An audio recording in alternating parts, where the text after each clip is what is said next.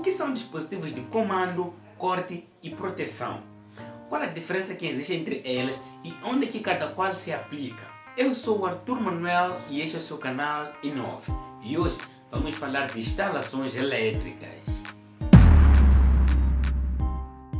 Quando se fala de instalações elétricas, é extremamente proibido desenvolver uma instalação elétrica ou um projeto elétrico, sem falar de aparelhos de comando, proteção e corte. Mas afinal, o que seria mesmo aparelhos de proteção, comando e corte? Quando se fala de dispositivos de proteção, refere-se a dispositivos que têm como objetivo final proteger uma determinada instalação elétrica contra surtos elétricos. Estamos a falar do disjuntor, fusíveis, DPS, por aí em diante. Já quando falamos de aparelhos de corte, são aparelhos projetados para interromper a passagem da corrente elétrica num determinado circuito. Estamos a falar de interruptores ou chaves seccionadoras. O que elas fazem? Elas interrompem a passagem da corrente elétrica. E finalmente temos os aparelhos de comando, que são aparelhos que têm como objetivo principal comandar ou acionar um determinado circuito.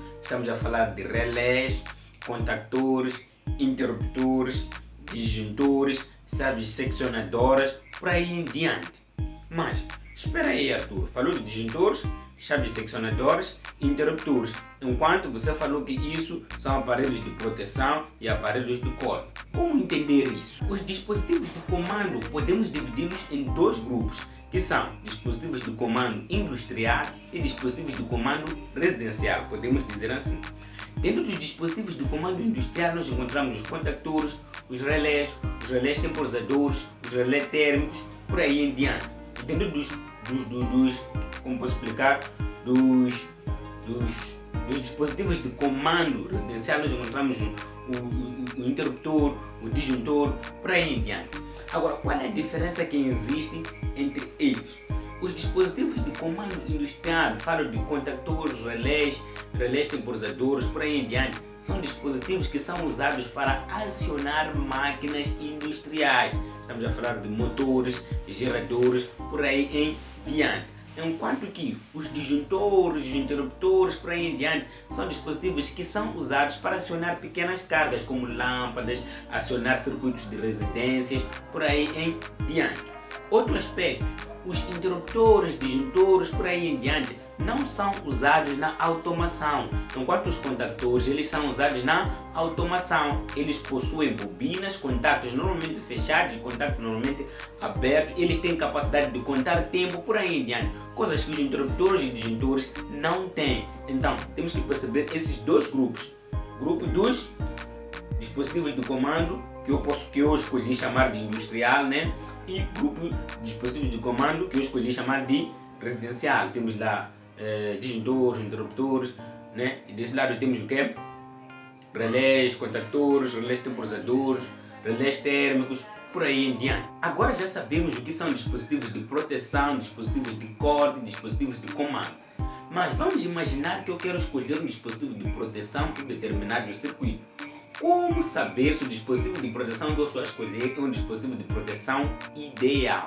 Vamos tomar como exemplo um circuito residencial que tem lá os seus eletrodomésticos ligados e consome uma corrente de 12 amperes. Para podermos dimensionar um dispositivo de proteção para esse circuito, nós precisamos conhecer uma expressão fundamental. O que diz essa expressão? Diz que IS deve ser menor ou igual a IN, que deve ser menor ou igual a IZ. Agora, o que é IS, o que é IN, o que é IZ? IS é a corrente de serviço, é a corrente que o nosso circuito vai requisitar, que vai consumir. IN é a corrente nominal do dispositivo que nós vamos usar, né, para proteger o circuito.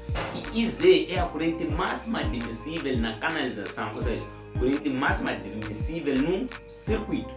Então, se o circuito tem 12 amperes, nós vamos procurar um disjuntor maior ou igual a 12 amperes. Então, quando olharmos na tabela, o disjuntor mais próximo, ou seja, mais próximo a 12 amperes, maior ou igual, mais próximo a 12 amperes, é de 16 amperes. Então já sabemos que na corrente nominal vamos colocar um disjuntor de 16 amperes. E esse disjuntor de 16 amperes não deve ser maior que a corrente máxima admissível dentro da canalização, a corrente máxima admissível dentro do circuito. E como é que nós vamos saber a corrente máxima admissível dentro do circuito? É muito simples, é só vermos os condutores que estão a alimentar este circuito. Se forem condutores, por exemplo, de 2,5 mm², esses condutores podem suportar uma corrente de até 17 amperes já corrigido. O que significa já corrigido? Já corrigido significa que nós já tomamos em conta os fatores de ambiente, os fatores de número de condutores que estarão enfiados no mesmo tubo, se é que o condutor estará à vista, estará enterrado, por aí em diante. Agora, como dimensionar um dispositivo de corte? Para dimensionar um dispositivo de corte é muito simples, não há muita ciência. Por quê? O objetivo é cortar a corrente. Não temos como objetivo principal proteger o circuito. O objetivo é cortar a corrente. Então é só pegarmos um dispositivo que tem uma corrente maior do que a corrente nominal do circuito. Em outras palavras, diríamos o quê? Que IZ deve ser menor ou igual a IN. É a condição que nós vamos usar para dimensionar o nosso dispositivo de corte. Vamos imaginar que temos uma instalação que consome uma corrente de 35 amperes. E nós queremos dimensionar um dispositivo de corte para essa instalação. Resolvemos IZ deve ser menor ou igual a IN.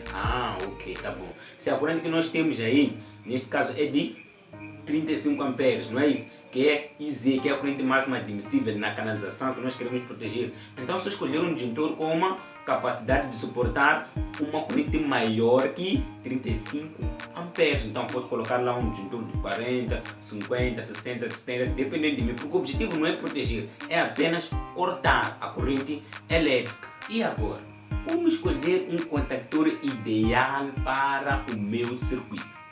O dimensionamento dos contactores é um assunto um pouco mais complexo. Por quê? Porque a escolha de um contactor depende da aplicação na qual o mesmo contactor será usado. Por exemplo, quando estamos a fazer um arranque direto no motor, usamos uma fórmula específica. Mas quando já estamos a fazer um arranque estrela-triângulo, usamos uma outra fórmula. Por quê? Porque o modo de funcionamento é diferente. Num arranque direto, o motor tem um certo tipo de comportamento. No arranque estrela-triângulo, o motor tem um outro tipo de comportamento. Então, o que vamos fazer? Eu vou sair um pouco da tela, vou trazer aqui as escritas de como é que se dimensiona enquanto eu explico do outro lado da câmera. Então, temos aqui um exemplo. E temos esta fórmula. O que diz essa fórmula? Esta fórmula diz que IE deve ser menor ou igual a IN vezes Fs. IE que corresponde à corrente de emprego, IN que corresponde à corrente nominal e Fs que corresponde ao fator de sobrecarga. Esta fórmula nós usamos quando quisermos fazer um arranque direto. Agora vamos tomar como exemplo um dimensionamento de um arranque estrela-triângulo. Temos aqui um motor trifásico de uma potência de 10 cavalos vapores. Esse motor é alimentado a uma tensão de 380 volts, consome uma corrente de 14,4 amperes. A relação da corrente de pico e a corrente nominal é de 8,3 amperes. Temos o tempo de partida que é de 8 segundos. O que é esse tempo de partida? É o tempo que ele gasta para atingir, para ele conseguir chegar nas rotações normais, não é isso? Temos aqui o letra do código, isso não nos interessa muito.